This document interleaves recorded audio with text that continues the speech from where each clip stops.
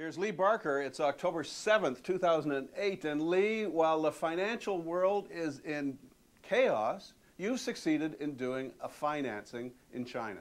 Well, that's correct, Michael. We've succeeded now in closing the first phase of our financing for our acquisition of the coal germanium and uranium production operations in China.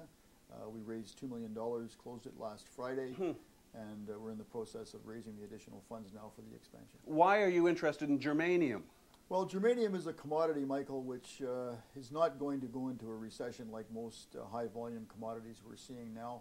It's a specialty metal. It has a wide variety of uses, particularly in the environmental and technology industries. The price of germanium has quadrupled in the last 3 years, and the recent weeks it's actually gone up by about 50%. With the acquisition you're making with this $2 million, are you profitable? Yes, we will be. At the present time, we're in the process of completing the acquisition of 60% of the shares of the operating company in China. Once that is done, we'll control both the cash flow and the operations, and we'll be in a profitable position. How profitable is that? At the present time, the operation is cash flowing about $125,000 US a month. That's positive cash flow profit. We're looking to expand that with some investment in upgrading the operations. Right now, they're only being paid for 60% of the value of the metal in their material. We believe we can upgrade that to over 90%. And the longer term objective is to consolidate this operation with the other local operations into one operating company that will be the largest germanium producer for primary material in the world. Why do you think consolidation like that's possible? Well, I think that the local government wants consolidation. They've indicated that to us over the last couple of months of negotiations.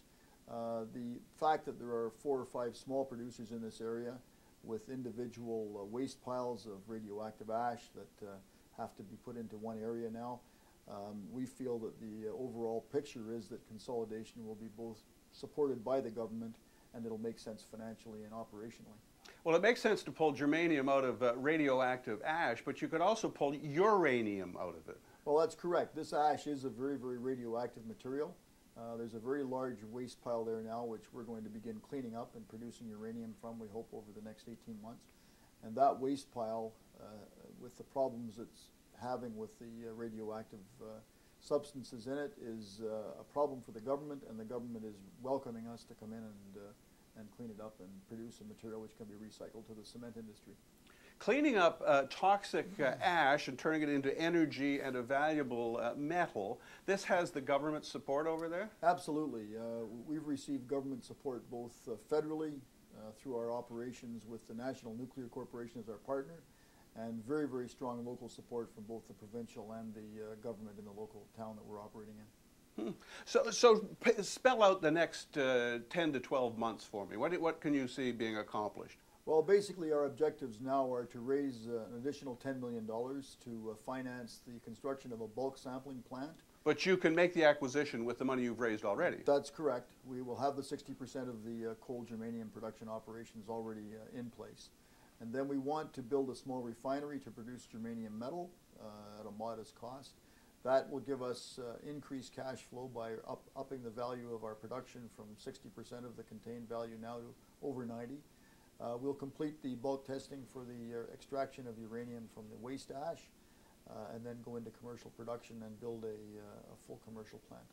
You've done your first round from Chinese sources of capital, which to me is very impressive indeed. Do you plan to continue that route? Yes, we will, Michael. You know, the Chinese economy, I don't think, is going to be as strongly affected as the economies in the United States and probably Europe from this financial problem that's finally reared its ugly head.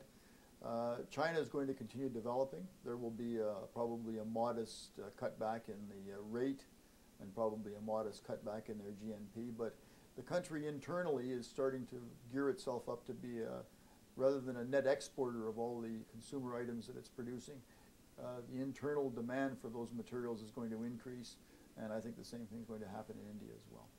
Everybody in Canada talks about selling, raw materials to China, but you've taken a different turn on this. You're introducing environmental technology that is financed by Chinese and sold to Chinese with a Canadian company.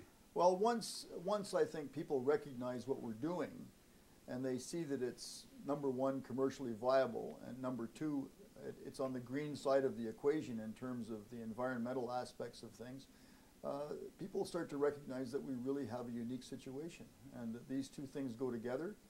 Germanium has a very, very high consumption rate in environmental applications, and the financial community, once they come to understand what we're actually doing, have begun to accept that we really do have a viable opportunity here. Great, interesting story. I'll see you later in the month. Thanks for your time, Lee. Thank you, Michael.